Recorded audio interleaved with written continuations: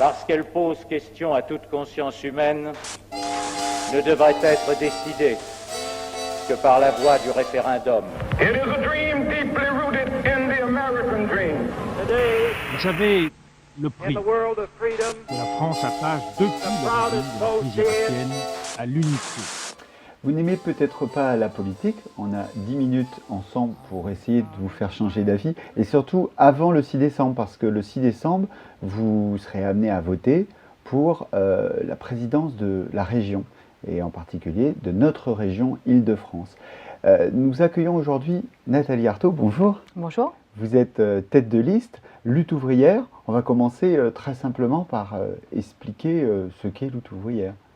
Alors, Lutte ouvrière, c'est un parti communiste révolutionnaire. C'est-à-dire que nous pensons qu'il est nécessaire et je dirais même urgent de changer cette société qu'on voit de plus en plus inhumaine. Enfin, moi, je pensais que la révolution, ça se faisait, c'était pas dans les urnes. Si on peut, par le vote, faire la révolution? Par le vote, on peut s'exprimer justement et on peut faire entendre notre courant, en particulier les intérêts des travailleurs qui sont les premiers à avoir intérêt à ce qu'on change radicalement cette société qui est faite pour eux d'exploitation, de chômage de masse, de précarité. Et c'est un ensemble parce que si je trouve moi cette société inhumaine, c'est justement par le sort qui est fait aux travailleurs, mais c'est aussi par ce qui se passe dans le reste du monde. Enfin bon, quand on voit comment les migrants aujourd'hui sont traités en Europe, c'est honteux et c'est même criminel. Quand on voit que... Ça veut dire par exemple que la région Île-de-France, si vous êtes présidente, elle sera plus accueillante pour les migrants? Vous savez, je pense que chaque scrutin, c'est l'occasion de s'exprimer. Et je pense que dans ce scrutin, ceux qui auront envie de voter ont intérêt à faire de la politique, tout simplement. Alors, on nous explique que c'est régional. Ou il y a autre chose? On nous explique que c'est un scrutin régional, qu'il faut donc se positionner par rapport aux promesses des uns ou des autres à l'échelle de la région.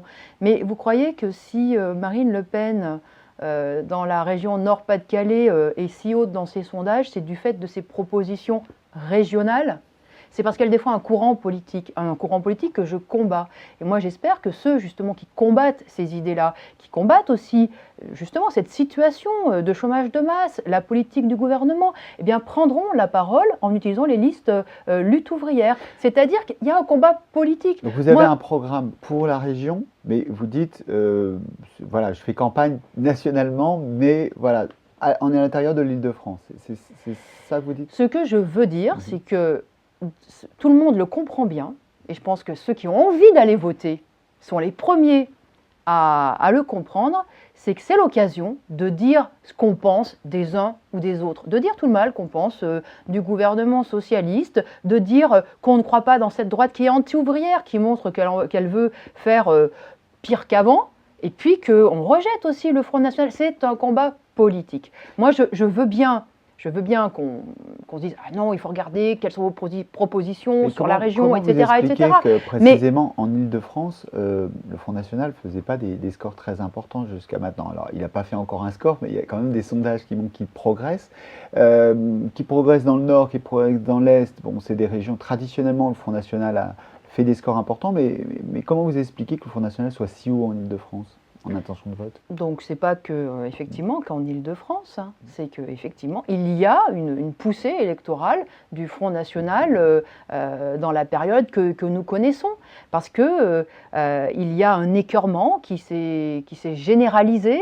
Je crois que c'est un écœurement qui est justifié quand même, parce que quand on voit... écœurement, il ne vient pas sur vous, par exemple? Quand on voit, il est justifié d'abord parce que quand on voit la politique du Parti Socialiste, écoutez, regardez les dernières mesures qui ont été prises sur les retraités qui étaient veufs et puis à qui on a fait payer pour la première fois, qu'on voulait faire payer pour la première fois la taxe d'habitation, la taxe foncière. On a appris au passage que le gouvernement voulait rogner l'allocation adulte handicapé. Tout ça s'ajoute. S'ajoute à toutes les mesures anti-ouvrières, la démolition des droits des travailleurs. Donc cet écœurement, il a été créé par le Parti Socialiste. Précisément, ces gens qui sont peut-être démotivés par la politique, ils ont un choix politique. Et pourquoi ils vont vers le Front National? Parce que le Front National, c'est justement le vote de la résignation. Voilà, parce que vous comprenez, chercher à s'attaquer à plus pauvres que soi, dire finalement, si il y a du chômage, s'il y a des bas salaires, c'est à cause d'autres travailleurs, c'est à cause que finalement il y a des femmes et des hommes qui n'ont pas, qui devraient pas être là, etc. C'est s'attaquer à des plus pauvres, et ça c'est typiquement, si vous voulez, un réflexe de résignation et d'abattement. Le vote lutte ouvrière, c'est au contraire un vote de combativité, de conscience, de dire les responsables, c'est quand même ce grand patronat qui licencie à tour de bras, c'est ceux qui ont l'argent, c'est puissant. Donc il faut être en mesure de s'en prendre à eux. Ça veut dire des luttes, ça veut dire de la combativité, ça veut dire du courage. Donc si vous voulez, c'est pas un vote qui est facile, le vote lutte ouvrière. Et en même temps, le Front National aussi, qu'est-ce que vous voulez? C'est un démagogue. C'est un démagogue qui s'appuie sur les préjugés. Donc tout ça, c'est facile. Depuis combien de temps, Nathalie Arthaud, vous combattez et militez? Je ne veux pas faire de la psychanalyse, mais vous avez toujours été engagée, vous avez toujours aimé militer? J'ai toujours eu envie de me battre pour changer ce que je trouvais injuste dans la société. Dire quoi? Dès l'école, vous étiez déjà militante? Quand j'avais 16 ans, j'étais extrêmement mobilisée sur la famine dans le monde. Il y avait eu une grande famine en Éthiopie et j'avais été très marquée par ces images-là. Et franchement, je n'admettais pas qu'on ne fasse rien. Je me rendais compte quand même qu'il y avait des richesses, que nos poubelles regorgeaient de richesses. Et comment on pouvait laisser mourir des enfants, des femmes, des hommes qu'on filmait par ailleurs. Ils n'étaient pas sur une autre planète, ils étaient à quelques heures d'avion. Donc on est capable de filmer, de faire des reportages sur eux, d'expliquer d'où... Et on n'est pas capable... La racine, il y a une colère là, à ce moment-là. Il y a eu surtout cette idée que cette société-là, c'est pas possible, c'est pas possible, je ferai tout pour essayer de changer ça dans la société. Nathalie Arthaud, je vais vous poser des questions très brèves, avec des réponses très brèves, parce que c'est juste pour mieux vous connaître. C'est 5 petites questions. La première, c'est le personnage que vous admirez le plus dans l'histoire de France. Une personne qui peut-être vous a servi d'exemple ou que vous retiendrez du manuel scolaire, un personnage. Dans l'histoire de France, j'irais piocher, je pense, dans les communards. Ceux qui ont fait cette commune de Paris, vous savez, Donc pas un personnage, mais plutôt un mouvement. Oui, un mouvement, parce que je crois que justement les grands personnages, souvent, ils sont portés en fait par des vagues, par des élans. Deuxième, un événement. Alors vous n'avez pas le droit à la commune. Je précise pour ceux quand même qui ne connaissent pas la commune, c'est la première fois où le peuple de Paris a décidé de prendre son sort en main, en fait. 1870. Voilà. Alors, deuxième, vous ne pouvez pas prendre le même événement à la commune, mais un événement de l'histoire de France. Oh bah écoutez, ça pourrait être 1936, ça peut être la Révolution française aussi. La Révolution française qui a quand 1789 ou 1793 Ah bah ça va, vous savez, pour moi, c'est l'ensemble. Et puis bien sûr 93, oui bien sûr 93 aussi, parce que sans 93, 89 aurait été rayé. Tous les progrès de 89 auraient été finalement annulés, je crois. Donc oui, aussi 93, c'est-à-dire ce bouleversement social. Atout et handicap de notre région Île-de-France. L'atout, comme dans la société, c'est comment dire, c'est ce monde ouvrier, ces classes populaires qui ont du dynamisme, qui ont de l'énergie, du courage, et puis qui font tout.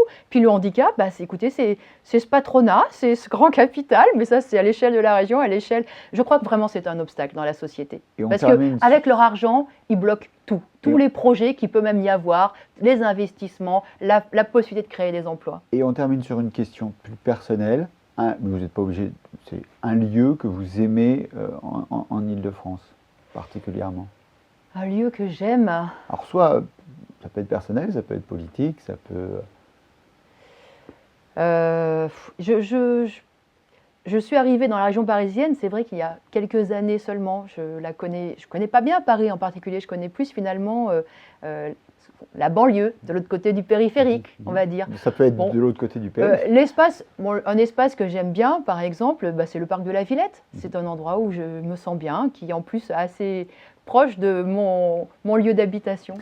Merci Nathalie Arthaud d'avoir été notre invitée. Merci à tous de nous avoir suivis.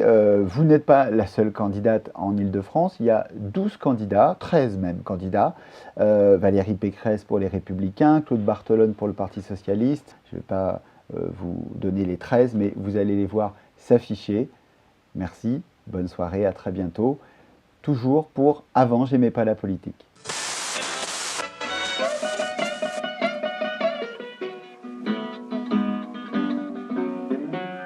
I woke up this morning, get around for my shoes.